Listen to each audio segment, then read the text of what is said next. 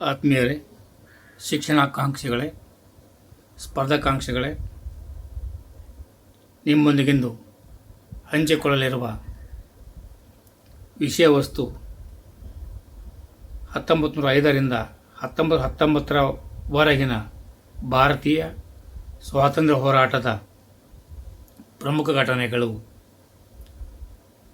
ಇಂದಿನ ತರಗತಿಗೆ ತಮಗೆಲ್ಲರಿಗೂ ಆದರ ಸ್ವಾಗತ.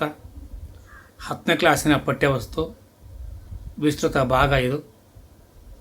ಪರೀಕ್ಷಾ ದೃಷ್ಟಿಯಲ್ಲಿ ಅತಿ ಉತ್ತಮವಾದಂತಹ ವಿಷಯ ವಸ್ತು. ನೋಡ್ಕೊಂಡು ಬರುವ ತೀವ್ರಗಾಮಿಗಳು, ರಾಷ್ಟ್ರೀಯ ಚಳವಳಿಯಲ್ಲಿ ತೀವ್ರಗಾಮಿಗಳ ಪಾತ್ರ ಏನು, ಅಥವಾ ರಾಷ್ಟ್ರೀಯ ಚಳವಳಿ ಹಂತಗಳು ಎಷ್ಟು?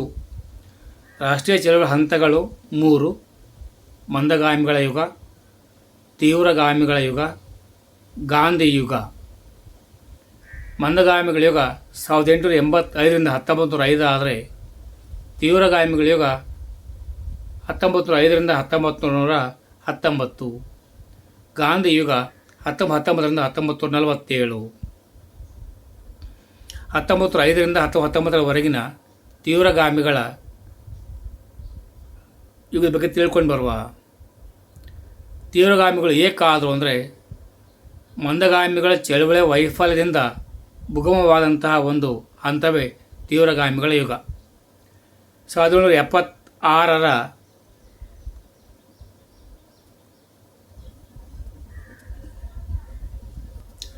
1776ರ ಅಮೆರಿಕ ಸ್ವಾತಂತ್ರ್ಯದ ಕುರಿತ ಕೃತಿಗಳು, 1789ರ ಫ್ರೆಂಚ್ ಕ್ರಾಂತಿಯ ಪ್ರೇರಣೆ, 1904ರ ಇಥಿಯೋಪಿಯಾದ ಜನರು ಇಟಲಿಯನ್ನು ಸೋಲಿಸಿದ್ದು ಭಾರತೀಯರಲ್ಲಿ ರಾಷ್ಟ್ರೀಯ ಮನೋಭಾವನೆ ಮೂಡಲು ಕಾರಣವಾಯಿತು. ಹಾಗಾದರೆ ಇವರು ಬೇಡಿಕೆಗಳು ಏನಿದ್ವಪ್ಪ ಅಂದರೆ, ತಿಲಕರ ಹೋರಾಟದ ಮಂತ್ರಗಳು ಸ್ವರಾಜ್ಯ, ಸ್ವದೇಶಿ ವಸ್ತುಗಳ ಬಳಕೆ ಮತ್ತು ಬಹಿಷ್ಕಾರ, ರಾಷ್ಟ್ರೀಯ ಶಿಕ್ಷಣ, ಯುವಕರಿಗೆ ರಾಷ್ಟ್ರಭಕ್ತಿಯ ಶಿಕ್ಷಣ ನೀಡುವುದಾಗಿತ್ತು. 1905ರಲ್ಲಿ ಬಂಗಾಳ ವಿಭಜನೆಯಾಯಿತು. ಈ ಬಂಗಾಳ ವಿಭಜನೆ ಮಾಡಿದವರು ಯಾರಪ್ಪ ಅಂದರೆ ಲಾರ್ಡ್ ಕರ್ಜನ್, ಆಗ ಇದ್ದಂಥ ರಾಜ್ಯ ಕಾರ್ಯದರ್ಶಿ ರಿಸ್ಲೆ. 1905ರಲ್ಲಿ ಜಾರಿಯಾದ ಕಲ್ಕತ್ತಾ ವಿಶ್ವವಿದ್ಯಾಲಯ ಕಾಯ್ದೆ ಮತ್ತು ಅದೇ ವರ್ಷ ಜಾರಿಯಾದ ಕಲ್ಕತ್ತಾ ಕಾರ್ಪೊರೇಷನ್ ಕಾಯ್ದೆಯ ವಿರುದ್ಧ ಹಾಗೂ ಹಿಂದೂ ಹಾಗೂ ಮುಸ್ಲಿಂ ಒಗ್ಗಟ್ಟಾಗಿ ಹೋರಾಟ ಮಾಡ್ತಿದ್ದರು. ಈ ಒಗ್ಗಟ್ಟನ್ನು ಮುರಿಯುವ ಉದ್ದೇಶದಿಂದ 7.8 ಕೋಟಿ ಜನಸಂಖ್ಯೆ ಹೊಂದಿದ್ದ ಬಂಗಾಳ ಪ್ರಾಂತ್ಯವನ್ನು ವಿಭಜಿಸಲಾಯಿತು.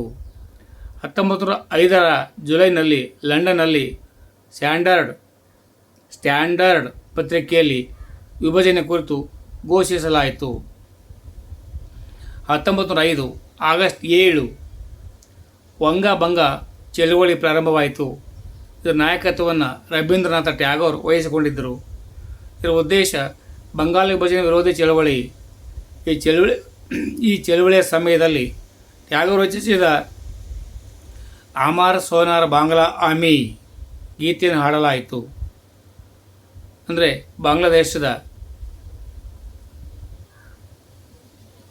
ರಾಷ್ಟ್ರಗೀತೆಯ ಪಿತಾಮಹ ಕೂಡ ರವೀಂದ್ರನಾಥ ಟ್ಯಾಗೋರ್.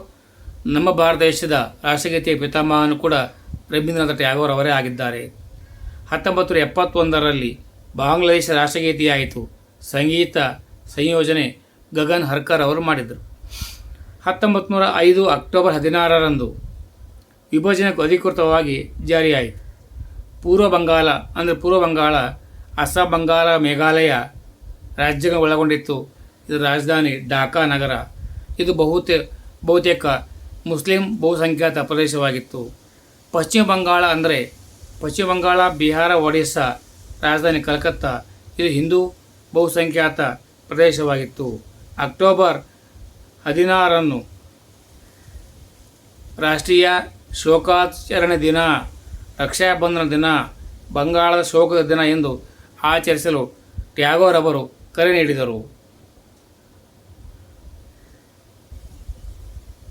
1906 ಆಗಸ್ಟ್ 17ರಂದು ಸ್ವದೇಶಿ ಚಳವಳಿಗೆ ಬಾಲಗಂಗಾಧರ ತಿಲಕರ ಕರೆ ಎತ್ತರು.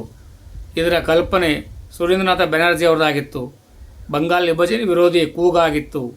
ಹೋರಾಟದ ಮಾರ್ಗಗಳು: ವಿದೇಶಿ ವಸ್ತುಗಳ ಬಹಿಷ್ಕಾರ, ವಿದೇಶಿ ವಸ್ತುಗಳ ಅಂಗಡಿಗಳ ಮುಂದೆ ಪಿಕೆಟಿಂಗ್ ಮಾಡುವುದು, ಸಾರ್ವಜನಿಕವಾಗಿ ಸುಡುವುದು, ಸ್ವದೇಶಿ ವಸ್ತುಗಳ ಸ್ವೀಕಾರ, ಕ್ರಿಶ್ಚಿಯನ್ ಮಿಷನರಿಗಳು ಹಾಗೂ ಬ್ರಿಟಿಷ್ ಶಾಲೆಗಳನ್ನು ಬಹಿಷ್ಕರಿಸಿ ರಾಷ್ಟ್ರೀಯ ಶಿಕ್ಷಣಕ್ಕೆ ಪ್ರೋತ್ಸಾಹ ನೀಡುವುದು.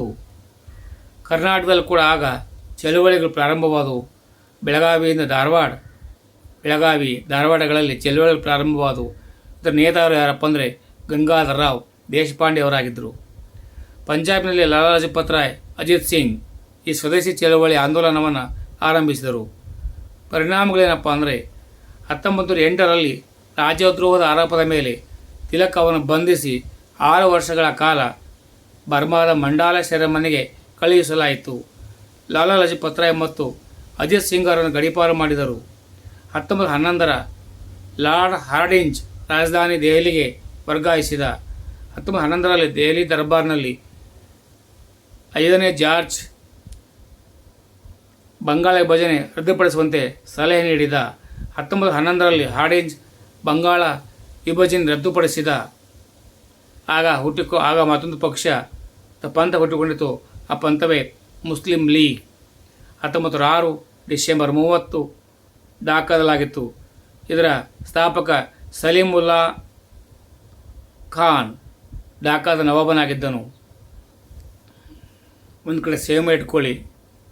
ಪರೀಕ್ಷೆಗೆ 1, 2, 3, 4 ಅಂಕಗಳ ಮೇಲೆ ಪ್ರಶ್ನೆ ಬಂದೇ ಬರ್ತದೆ. 10ನೇ ಕ್ಲಾಸ್ನ ಸ್ವತಂತ್ರ ಹೋರಾಟ ಪಾಠದ ವಿಷಯ ಇದು. ವಿಸ್ತೃತ ಪಾಠ ಉಪಯೋಗ ಆಗಲಿ. ಸರ್ವೇ ಜನೋ ಸುಖಿನೋ ಭವಂತು. ಜೈ ಹಿಂದ್, ಜೈ ಕರ್ನಾಟಕ, ಜೈ ಭಾರತ್ ಮಾತೆ. ಸರ್ವರಿಗೂ ಶುಭವಾಗಲಿ.